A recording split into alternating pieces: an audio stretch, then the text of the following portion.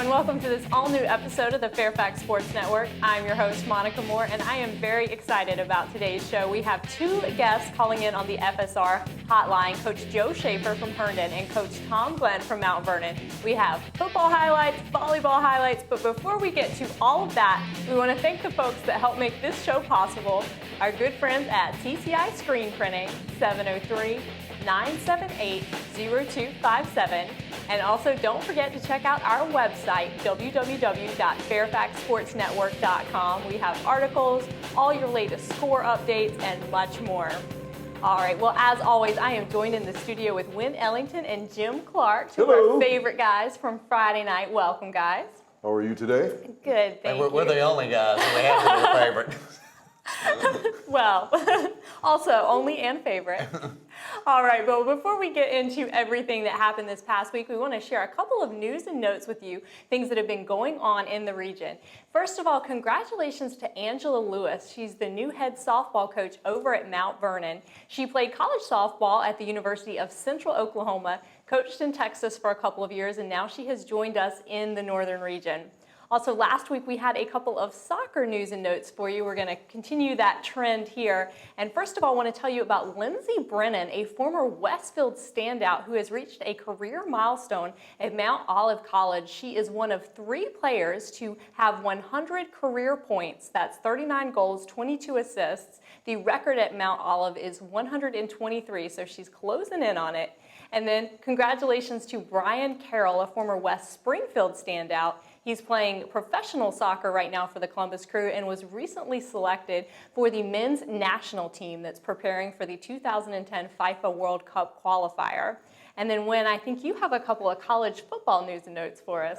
Yes, I sure do. A couple of former Northern Region football players had some pretty good weekends this past week on the college football gridiron. Former Centerville linebacker Brett Warren, who is, as I understand it, is the son of former Washington Redskin tight end Don Warren, returned an interception 36 yards for a touchdown, and Virginia Tech's lost to Boston College. An excellent play, but they just came up on the losing note on that game. He was also going up against his former teammate at Centerville, offensive tackle Pat Shield, who is a member of the Boston College football program. I don't know if they ever were lined up against each other during the course of the game, but kind of interesting that 2 players from the same school competing against each other on the college level. And then we've mentioned him before. Don't fear the Reaper. Blue Royster Colt is playing hard up in Happy Valley in Penn State.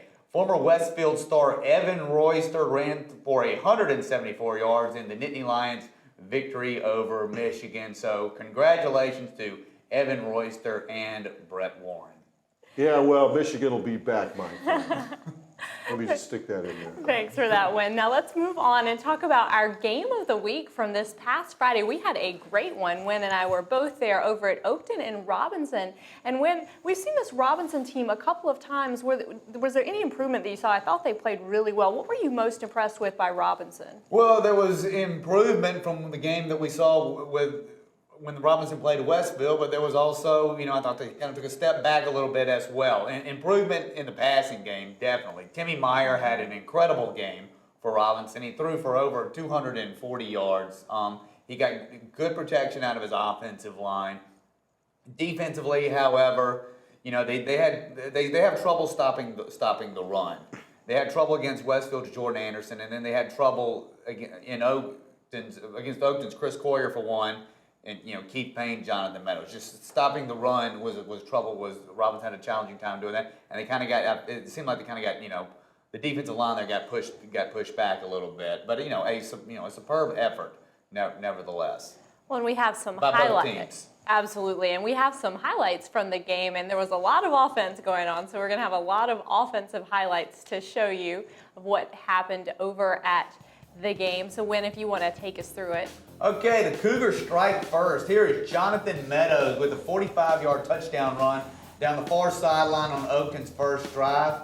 And then here is the point after. Actually, the point after was missed. That was a field goal by Ray Goins. He made amends. And now here's a long pass. Robinson, Timmy Meyer to Winton Fox. Just picture perfect there. Robinson gets on the scoreboard. This is the second quarter.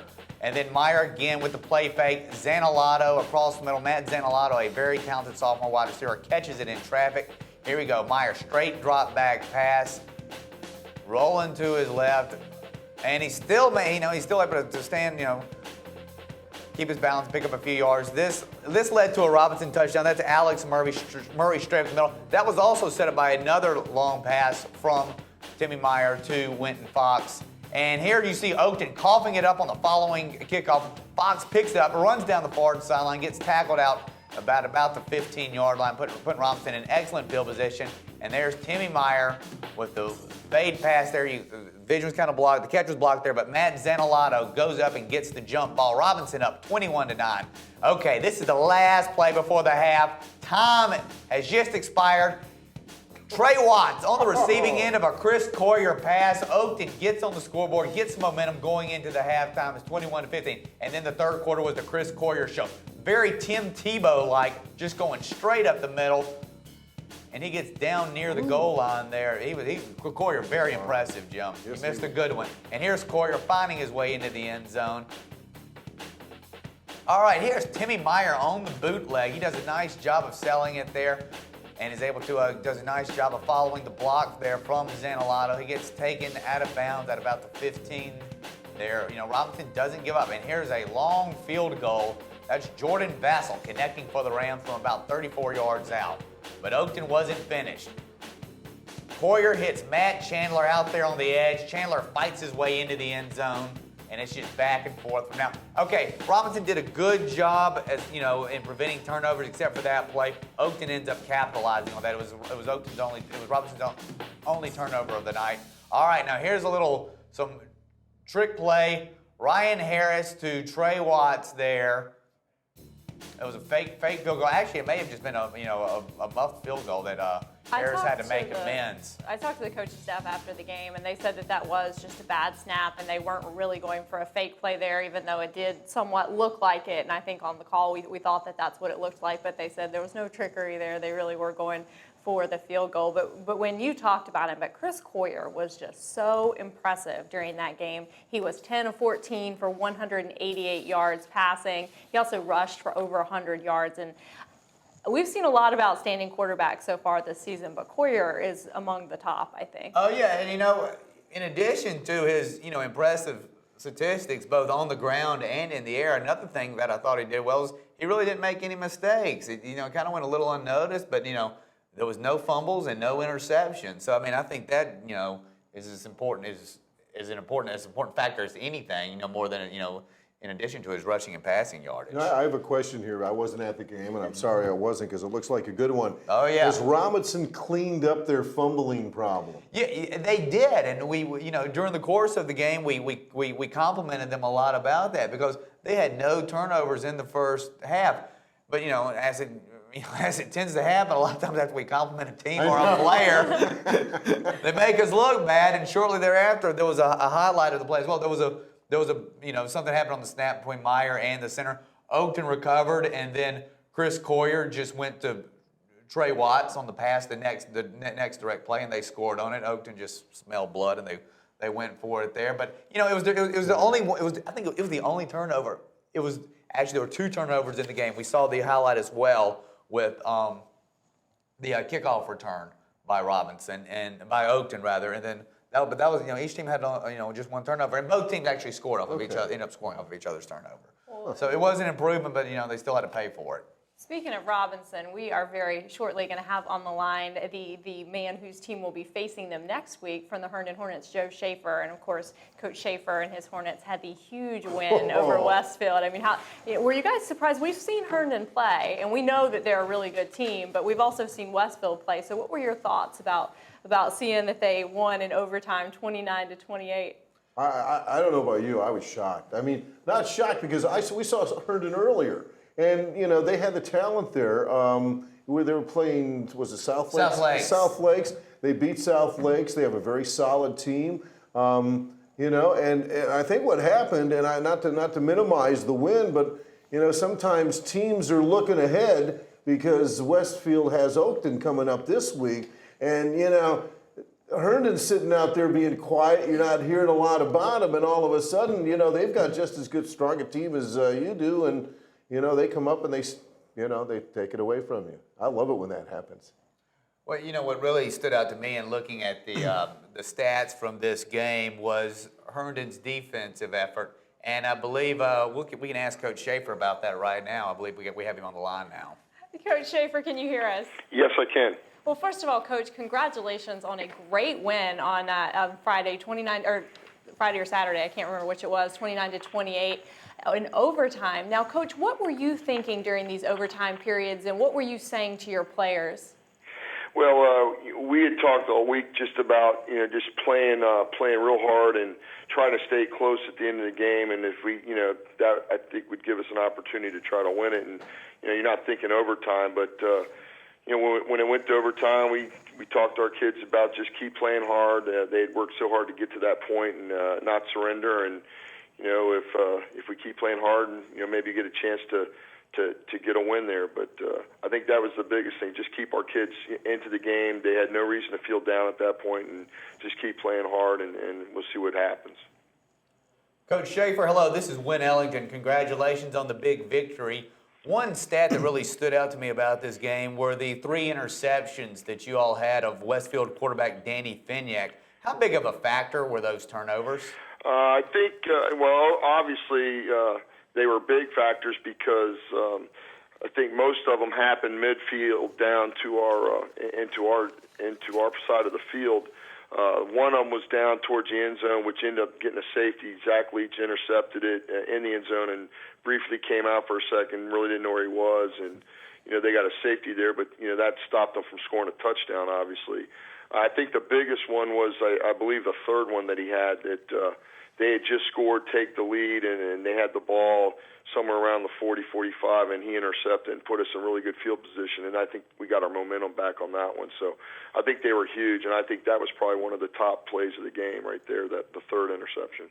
Coach Jim Clark here. I noticed when we saw you against South Lakes, you guys seemed strong right up to the end, and you must do a lot of work in the off season. Well, our kids did a great job this year. You know, I think the only way you can really compete in the Concord is you've got to have your kids commit more time, the coaches committed more time. So I think obviously that paid dividends. You know, all of Fairfax County has a great deal going that weight training's a class. So we have a lot of our kids in weight training, and then we also did it after school and then obviously through the summer months to keep our kids, you know, strong and get them in shape. But our kids did a really good job all year, you know, trying to make themselves stronger and a little bit bigger and faster. And obviously I think it's helped us tremendously this year. Coach, one player for Westfield that's gotten a lot of publicity this season is Jordan Anderson. And I understand that one of your players, I think Sam Groder, had a couple of really big tackles against him. And then, of course, he scored the touchdown in the first overtime. Can you talk a little bit about his play during the game? Well, Sam has really been, you know, early in the year, I guess when you guys saw the South Lakes game, he was injured and couldn't play in that game. And he'd had a great off season as well. And through our first 2 scrimmages, he was really playing strong, and he, you know, the thing that he gives us not only defensively but offensively, he gives us a bigger back with, you know, a little bit more physicality, and you know, I think we really needed that. And you know, the first 4 or 5 weeks, you know, even after he got hurt, he still wasn't 100%, so we didn't use him too much. You know, we started playing him quite a bit right around the Fairfax game, but I think that's the biggest thing. He's a good athlete for a big kid, and he runs the ball hard, and you know, I think, you know, offensively, a lot of the defensive players tend to bounce off him a little bit because he is so thick, and he keeps his pads down low. And then defensively, he loves playing defensive line. We try to make him a linebacker, but he wants to be in a 3-point stance. So I think the biggest thing with him, offensively and defensively, he brings a more physical approach to our offense. And like I said, he does a great job on defense as well. Well, Coach, this week you faced Robinson, who also gave Westfield a pretty strong challenge. From a coach's standpoint, what's it like by trying to prepare the team for this game after coming off of such a big win? I think it's tougher than trying to get ready for Westfield. And, the thing about Robinson, they've gotten better every week, and they've been in most of the games here lately. I mean, they played Chantilly down to the wire, and they played Westfield terrifically, and then they gave Oakton all they could handle. So, I think, the biggest thing is trying to get our kids grounded and make them understand, number one, Coach Bendorf does a great job over there, and that program has a lot of tradition and pride, and they're going to play really well this week. I've tried to tell our kids they're going to probably play their best game of the year, and it's going to be tough. It's a concern, obviously, and we did a great job buying into believing that we could beat Westfield, but I think we have our work cut out for us trying to get ready to play Robinson. Even though the record's not as good as it has been in the past, they're playing pretty well right now, and it's a big concern to try to get our kids to really focus in on Robinson and playing really hard this week, because I think they're going to give us a really good game. I think it's going to be a tough game. And Coach, another player I've been really impressed with is your quarterback, Zach Oatsick. Could you talk a little bit about how we did see him against South Lakes, and he's just put up some sensational numbers. Can you talk a little bit about how he's progressed throughout the season? He started off really strong, and then he was in a little bit of a lull. Like after the Centerville game, he played really well against Centerville, and then he probably didn't play his best game against Chantilly, and I think he felt bad. And I think maybe he was, maybe pushing a little bit too much. I mean, a lot of people were expecting him to play that way all the time. And again, he started 6 games last year, and he started this year. And we're just trying to get Zach to stay within the offense. And the last couple weeks, he's really done a better job in practice and of focusing what we want him to do. And he's a competitive football player, and he wants to do well. And I think early in the middle of the season, he was kind of pressing a little bit, but the last couple of weeks, he's really started to, I think, understand the offense a lot better and understand what his role is. And I think he's starting to progress, where we thought he'd be at this time of year. And I'm really proud of him just hanging in there and keep working. He played tremendously against Westfield, and I hope he continues, because we really need him to play well. Well, Coach, thank you so much for joining us, and best of luck against Robinson this week. Well, thank you very much. Like I said, our kids we'll try to get them focused, but it's going to be a tough game. Yeah, I was just looking. You got Robinson this week, Oakton next week. Doesn't get any easier, does it? The Concord's not easy. I'm telling you, everybody's tough, and we know that going in, and it's a challenge every week to just get refocused and get ready to play a But you know what, tough football Coach? team. After that win this past week, your kids know that they can do it now. Exactly. And that's kind of what we've been telling them, we showed that we can play, if we play that hard and play with that type of intensity, we can play against anybody. But, sometimes kids, start thinking a little bit more than they should. One of our big slogans is success is the enemy of greatness. And, that's what we're trying to push. I mean, we've had some success, but we need to get refocused because, like I said, every team in the Concord's really good, and you can't take a week off. Hey, they're kids, Coach. Yeah, I know. It's part of the challenge. Good luck. Thanks so much, Coach. Thank you very much. Have a good weekend. Well, guys, and speaking of that very tough Concord district, let's take a look at what the Concord district looks like at the end of this week and the standings. Jim, if you want to take us through where we stand. All right, on the top, perfect record so far is Oakton.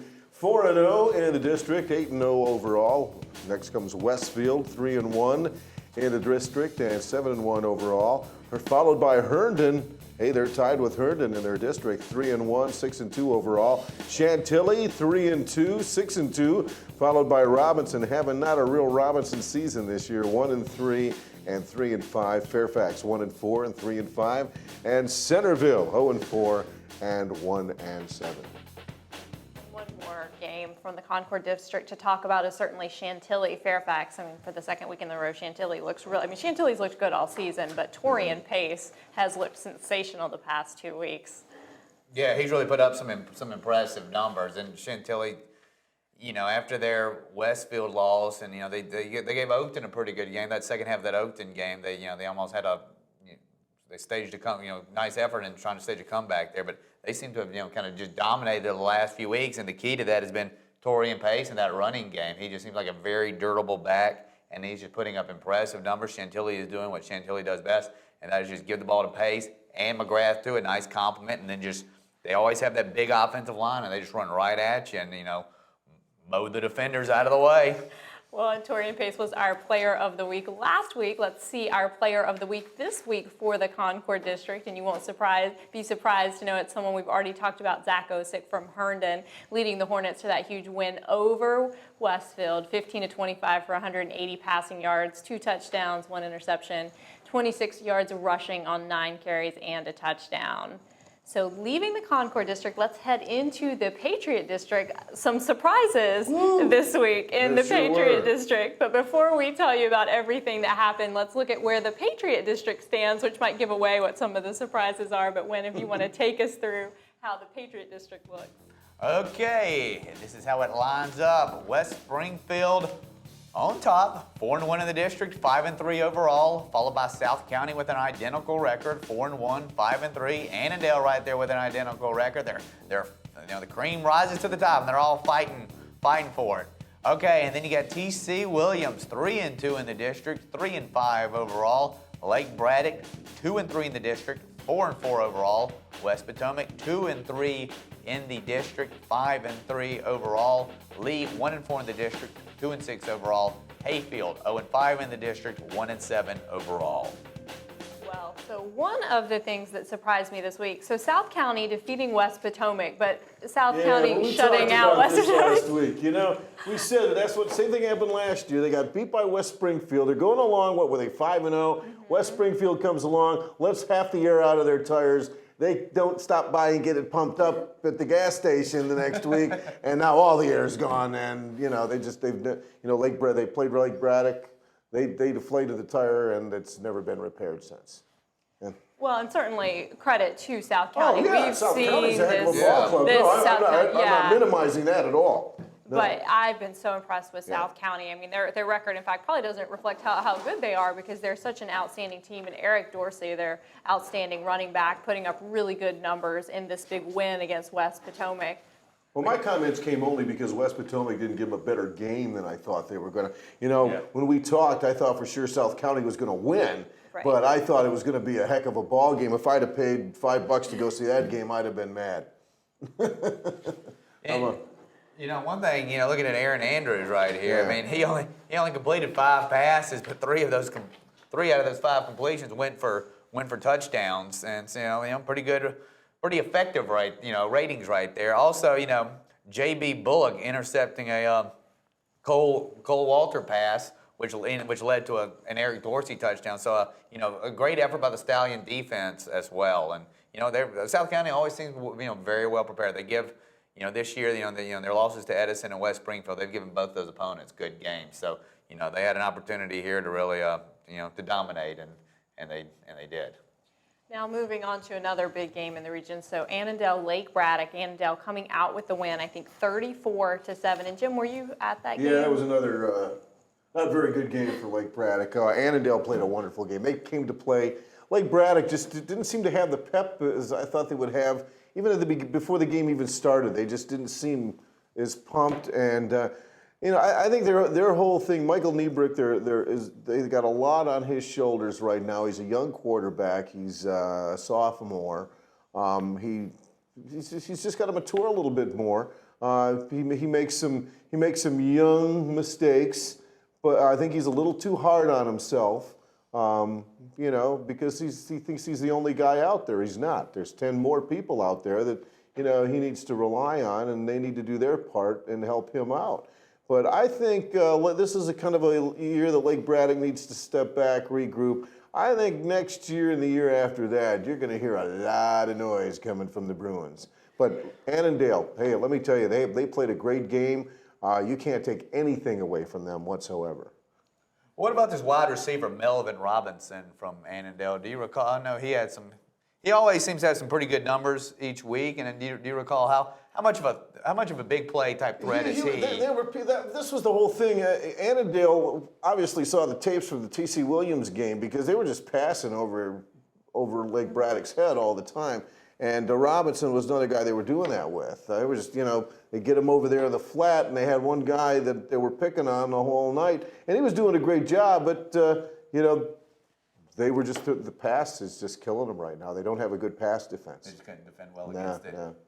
Well, in Case and Kynes, we've talked about him. He's another one of the great quarterbacks in the region, just having another one of his nights against Lake Braddock, putting up those numbers. Well, another thing, when you look at a score like this, you got your defense out there. And I don't care how strong you are, there comes a time and a place after you've played 4 quarters of football. After a full day of class and everything else, you're just pretty doggone tired. And, if you stay out there that long. And I think that was a big part of it, too, with Lake Braddock. And we have even more special Patriot District knowledge, because when I understand that you were at the perhaps big shocker of the week, we saved the surprise to the end here, but if you want to talk about T.C. Williams, West Springfield.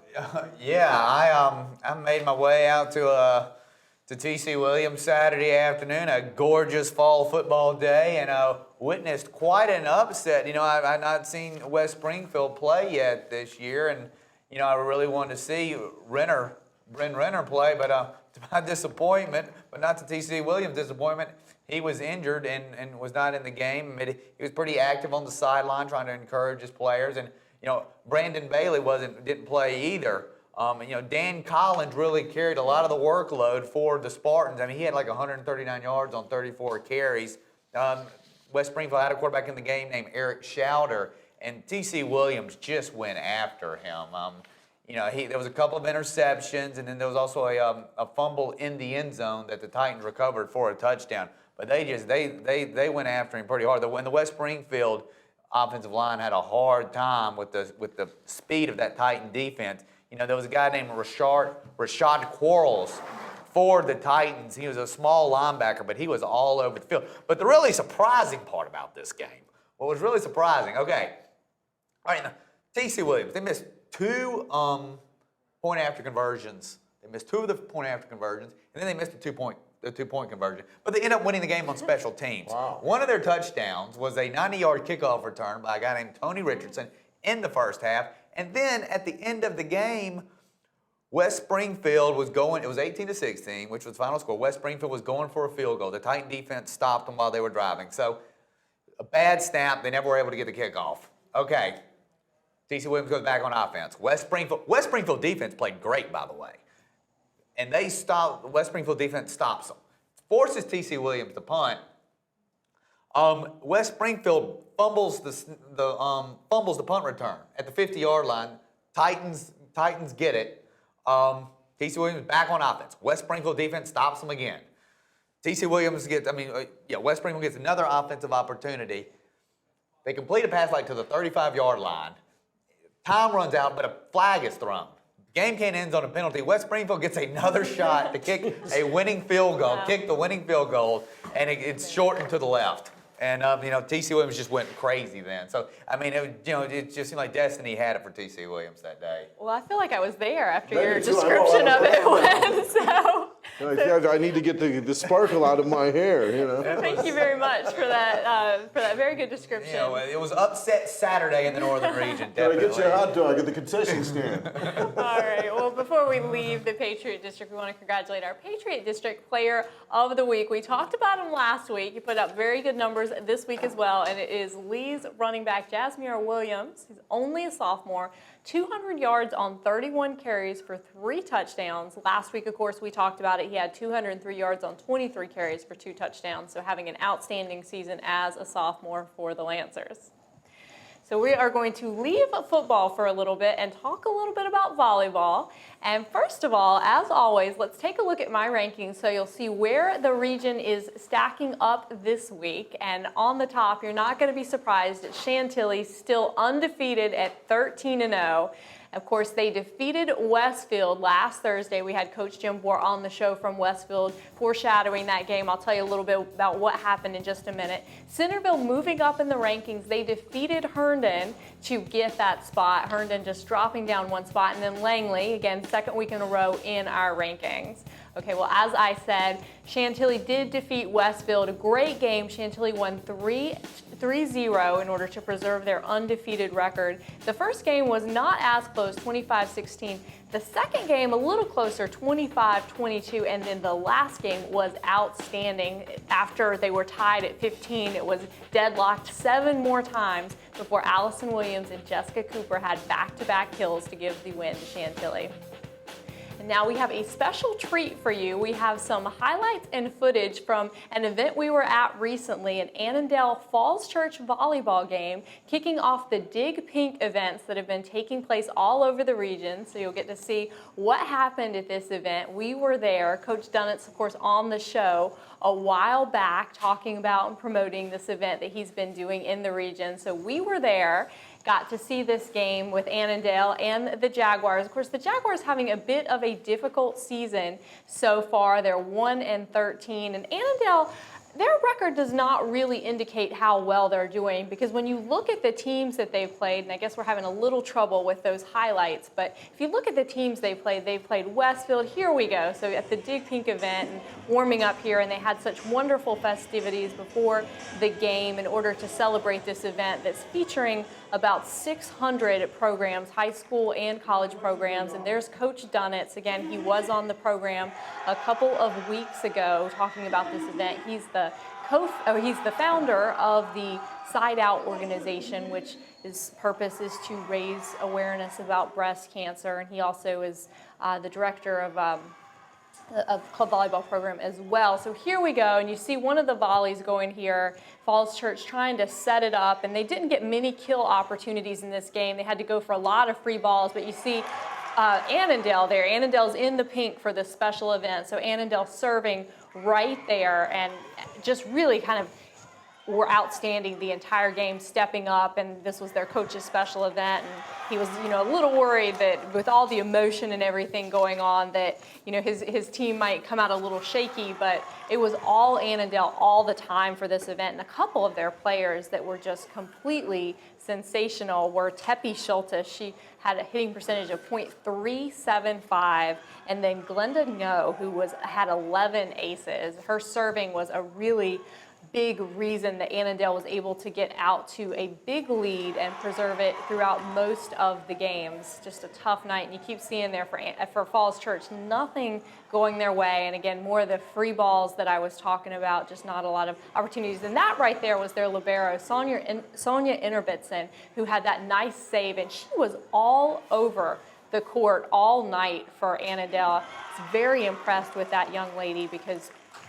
she really, every time that Falls Church had a big kill or there was a difficult pass, she handled it, and her serving was phenomenal as well. She's been a player that I think Coach Dunnett has relied on very heavily all season. And here you see another hit, and Falls Church getting into their offense there, and one of their opportunities there, they had a nice hit, but then Annandale coming up with the block. They were just all over that, and then an ace. And that they had. Ava Blennerhassett, also another one of their players. She's a senior co-captain on the team. She's been one of the strongest hitters for them all season, and Coach Dunnett told me after the game that in particular, there's Glenda No right there, number 6, serving that one, an ace. But he was telling me before the game that particularly for the bigger games, Ava Blennerhassett really comes out to play. She really gets up for her team and has been very sensational for the Adams. And you can see in the background there, they had such a great turnout for this event. So many people coming in to support the event. And then there have been so many across the region as well. This was just one of the Dig Pink events, but the Westfield Chantilly game was actually a Dig Pink event as well that I was just talking about. And so many of the other programs, Langley has done an event, and just a lot of support for what a great program that Coach Dunnett has been spending his time creating. And I don't know how this man finds time to do anything else, because between coaching Annandale, and he's the Southern Region Director of the Metro American Volleyball Club, where he manages 9 different teams in the region, and then also runs this Side Out Foundation. So he's just doing a lot of good work out there promoting volleyball, but also promoting this very good cause. And after the game, I did get to catch up with a couple of these players, and so you'll get to hear their thoughts on the game and about being participants in this wonderful event. But I'm going to be very interested to see, too, how Annandale fares throughout the remainder of the season and in the Patriot District tournament. They're 3-2 right now in the Patriot District, and their losses are coming to West Springfield and Hayfield. And I really think that West Springfield's probably one of the best teams in the Patriot District. I've talked about them a lot on the program before. and Stephanie Noriega just having a great season as a first-year head coach over there.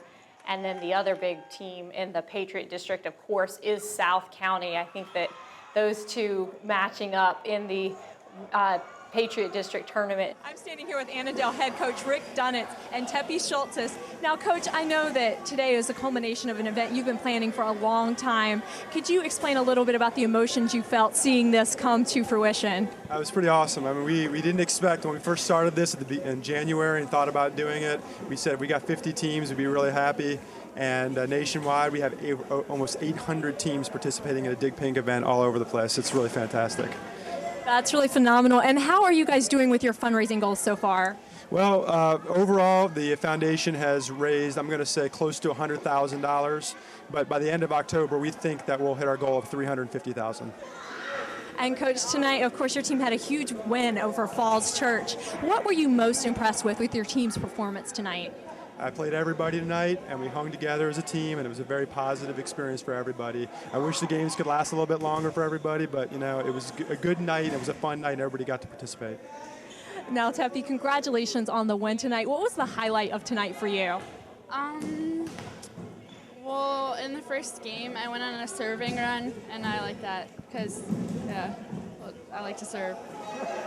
And what are the things that you think your team needs to improve upon heading into the Patriot District tournament?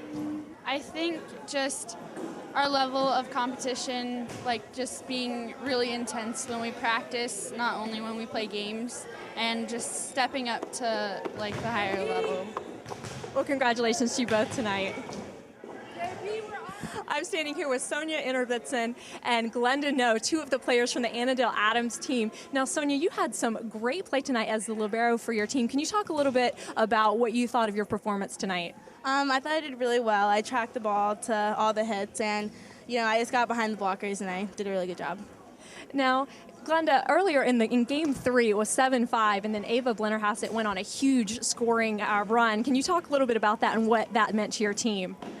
Well, Ava is one of our really, really good servers, and so to help us get such a big run and lead is comforting, and it's always good to know if we're in a sticky situation, she can use her serve to help us get out of the hole, or if we were in a hole.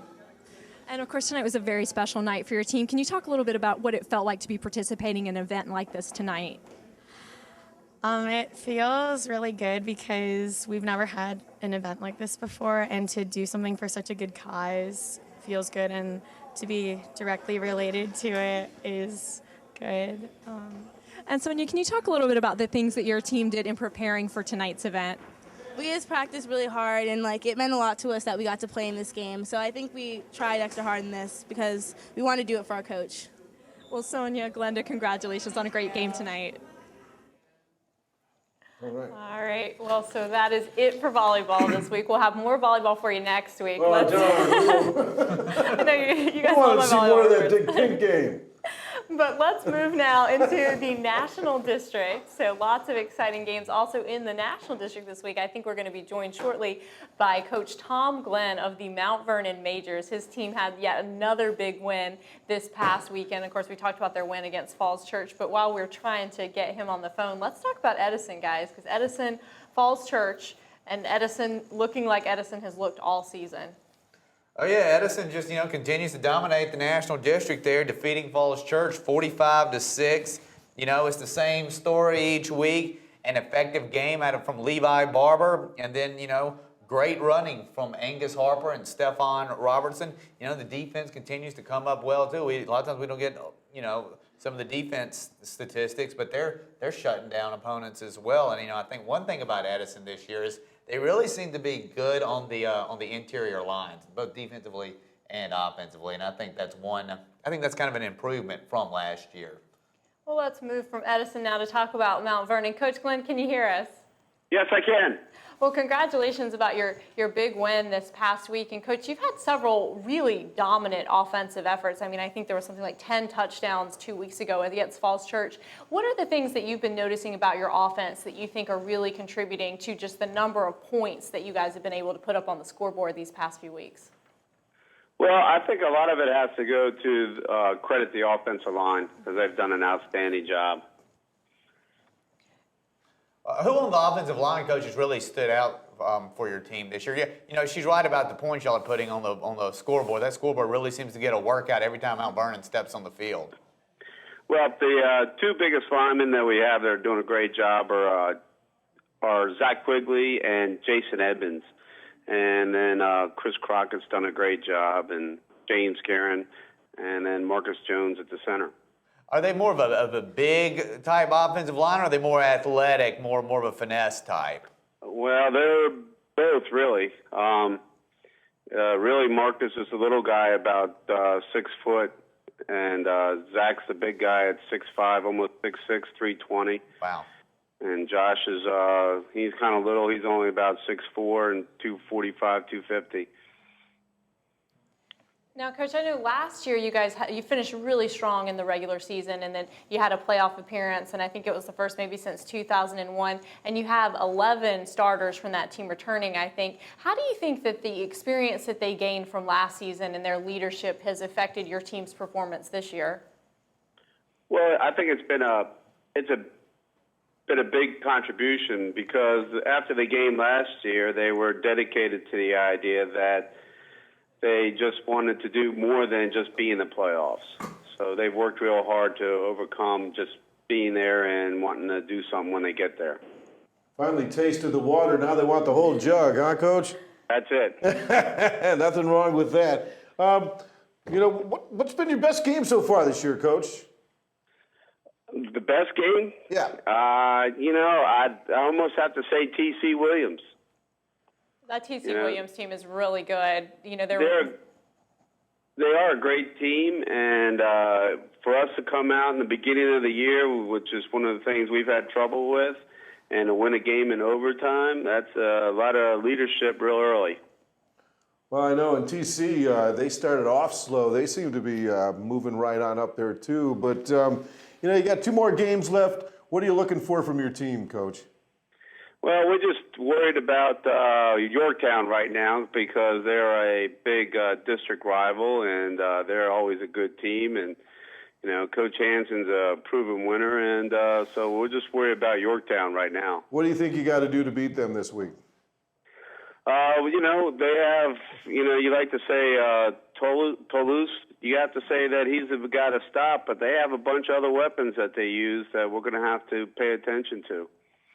Coming off of the 36-26 victory over Centerville, Centerville is struggling a little bit this season, but is it any extra motivation or rewarding defeating a Concord District team?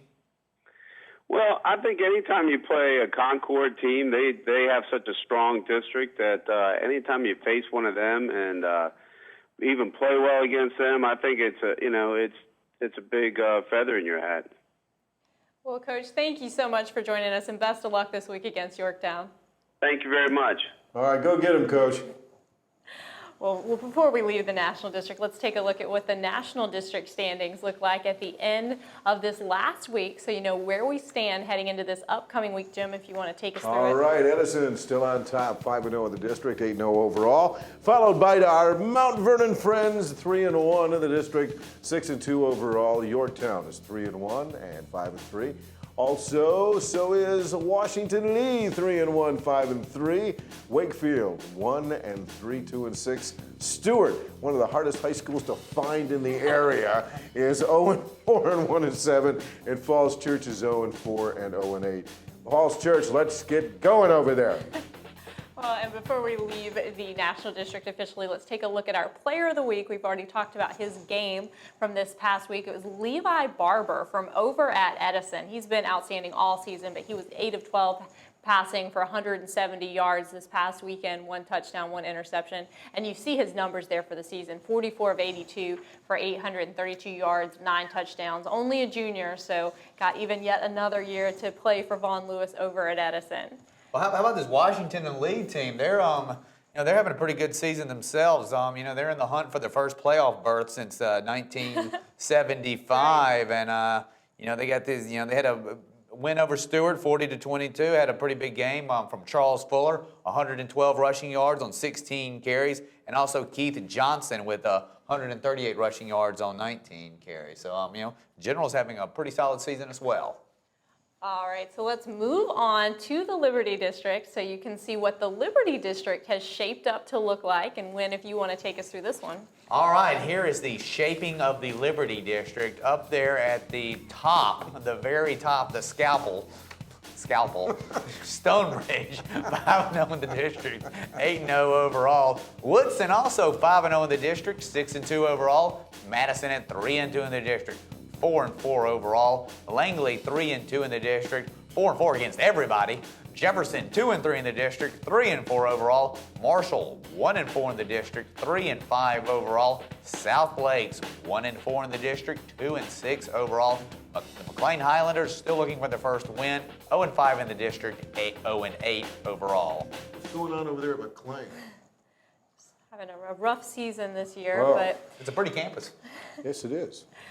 Well, and so we've talked about the fact that there is one. We had 4 undefeateds coming into the week. We have 3 left. You saw one of them there. Stonebridge had a big win over Madison this past week, 35-0. Their defense, again, getting another shutout, which they've been very good at this season so far, and just continue to be impressed with Stonebridge. And I feel like every week it may be a different player that steps up and makes a name for himself. We've talked about Michael Prince before on the season so far, but he had just another one of his very consistent, steady days and really put up some big numbers for his team.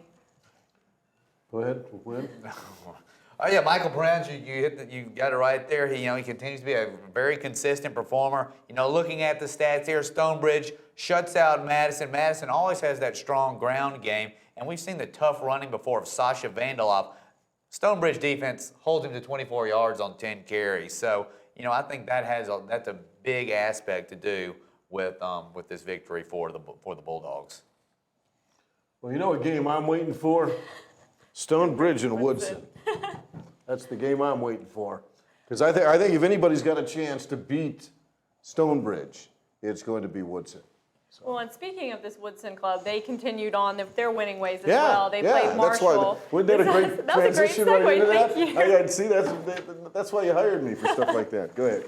But very impressed again with Connor Riley and Max Weisenegger, of course. They have been, talk about consistent. Every game, those two seem to put up big numbers, and you see the connection there. But Connor Riley, what a huge addition to this Woodson club, just transferring in from Tennessee, and he has been a huge reason, I think, that they've been so successful this season. Oh yeah, he certainly had 161 yards passing and 3 touchdowns. And also 80 yards on the ground, 13 carries, transfer from Tennessee. Northern Region benefits very well with a lot of these transfers that come from the South. And Jordan Anderson, I remember reading that he was originally from Arkansas before transferring to Annandale last year. So transfers are really adding to the quality of the football played in the Northern Region. Weisenegger too. They're pretty loaded over there at Woodson. That's why I can't wait to see that game, because between Woodson and Stonebridge, I think that's going to be a heck of a ball game. I think we're in for some really good games during the final week, but we'll talk about the big games that are coming up this week a little later on for but when we get to pick who we think is going to win. But let's take a look at our Liberty District Player of the Week, and you won't be surprised considering how much we just talked about it. Please do. I never get to read the Player of the Week. I was starting to think you were old man discrimination going on here. All right, here we go. What's his name? I can't see. No, Michael Prince, a senior at Stonebridge. He had a great week. Rushed for 123 yards, 2 TDs, and 1 20-yard touchdown reception. Michael Prince, we salute you. And Stonebridge, you're having a great season. Keep it up.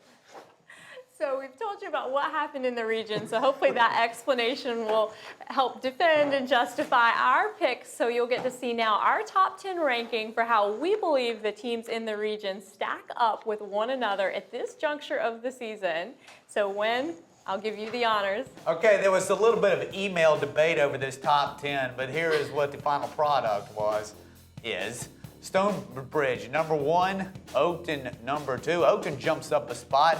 Edison jumps up a spot to 3 from 4. Westfield down 2 spots after their upset loss at 4 from 2. Chantilly right in the middle there at 5. They're up a spot. West Springfield at 6. They swap places with Chantilly. Woodson at 7, and they remain the same from last week. South County remains the same from last week at 8. Mount Vernon remains the same from last week at 9, and then tied at 10. Yes, we do have ties and rankings here on the Fairfax Sports Report. Herndon and Annandale. All right, now where were you guys having a problem with the emails on the rankings here? Yeah, Win, why don't you? Yeah, Win. That information is off the record. No, because the reason I asked this is because I read something wrong over the weekend, and I rated a team higher than I should have because I thought they won when they lost. Okay. So was West Springfield involved in that? No, it wasn't. Okay. I think that maybe Herndon. There's some debate about whether Herndon should be higher on the list. I felt Herndon should be higher. I felt Herndon and South County should be higher than Woodson. No disrespect to Woodson, but I mean I thought that Herndon win over Westfield, and you consider Westfield's dominance of Woodson. I thought Herndon should have been ranked higher. I put and I gave Annandale put Annandale up there too, I believe. Well, if I for some reason, maybe I'm getting old, which I am, but I thought that the way I read it was West Springfield beat.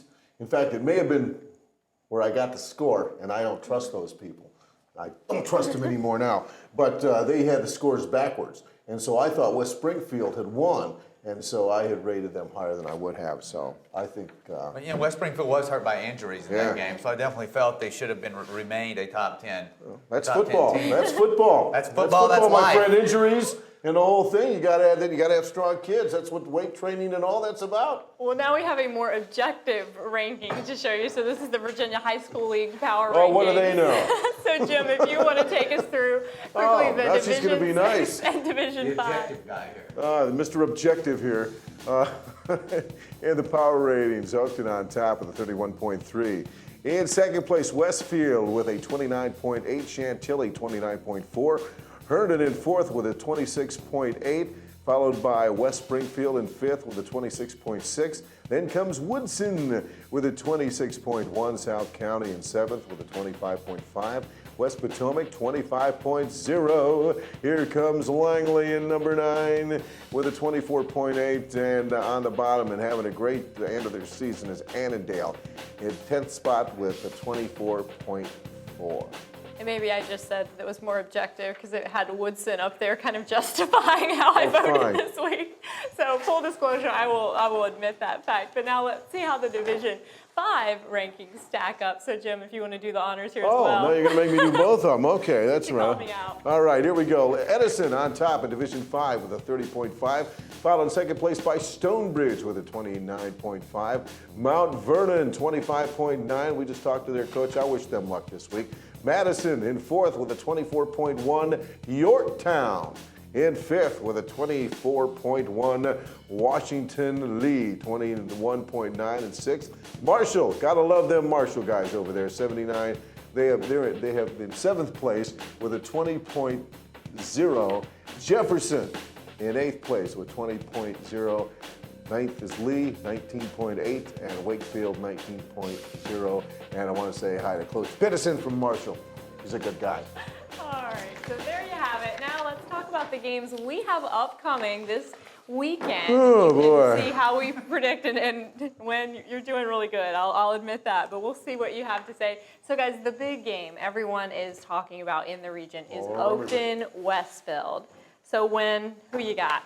I'm gonna go with the Cougars in this game. I think Chris Coyer and company will. That'll be the deciding factor. The deciding factor will be quarterback in this. It will be quarterback play in this game, and I just can't go against Chris Coyer. What do you think, Jim? I'm going to go with Oakton, and this is why. I think Westfield is a great team. They're very well talented, but they're not used to losing. And I think to recover from that loss, it wasn't like they lost to a Robinson or an Oakton or something. And I think they kind of looked down a little bit on Herndon, and they were looking past Herndon to this game. And I think that's a good, like I said, Herndon played a great ball game and won. But I think they were looking over it, and I think it may be a little difficult for them to recover from that game. So I think they're going to have a little problem with Oakton. I think Oakton's going to take it. I pick Oakton as well. So let's talk about Herndon-Robinson, Jim. Who you got for that one? I'm going to go with Herndon. I think Herndon's riding high. You can never count Robinson out, but like we were talking to the coach, they know they can do it now. So do it. What do you think? Teams tend to start playing They don't start playing us well after we have their coaches in for an interview. Don't say that. I won't be able to get anybody else on the show. So I'm gonna go with Robinson in this game. I mean, it's gonna be a tight game, but Herndon, I just kind of. I'm going with Robinson. I'm going with Robinson. Yeah, you just don't want to put Beddendorf in a bad mood. That's why. Okay, guys. Well, we are running out of time, so I'm going to pick Herndon as well. Langley, Woodson. Quickly. Woodson. 2 Woodsons. All right, I have Woodson as well. Now, West Potomac at Annandale. Do you think they're finally going to get Nah, I'm going to Annandale all the way. Yeah, I am too. It's going to go like this. Annandale on top there.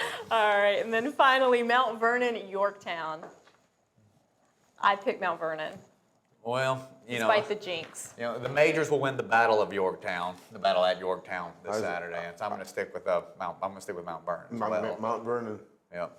It's unanimous. Well, you heard it here first. Those are our picks for the coming week. But before we go, last week I talked about the Northern Region Golf Championship, told you that the state championship was this Monday and Tuesday. So I do want to congratulate a couple of teams. You see Westfield there finishing in 3rd place. You see Tim Ritter, Wes Liu, Ryan Keith, and Sarah Stanley and their scores on the 2-day event. And then Langley in 5th place. Brian Yeager, of course, the Northern Region winner, followed by Bridget Baker, Spencer Deese, and Ben Walsh. And I would be remiss if I did not congratulate Chantilly's Jisoo Park. He finished 3rd overall. He had a playoff. He played that hole with a birdie, and he got the 3rd place position. He's only a sophomore. He and his family moved here from Korea. One of the reasons why was so that he could work a little more on his golf game, and it's certainly paying off. He's been phenomenal in both the Northern Region Tournament and the state championship. Certainly big things ahead for that young man over at Chantilly. Well, that is all that we have for you here today, but please do not forget, first of all, to check us out on the web. And we would also like to thank our sponsors. So there you see it there, www.fairfaxsportsnetwork.com. And then again, thanks to CCI Screen Printing for all of your screen printing needs, 703-978-0257. We'll be back next week with all your news and notes from around the region.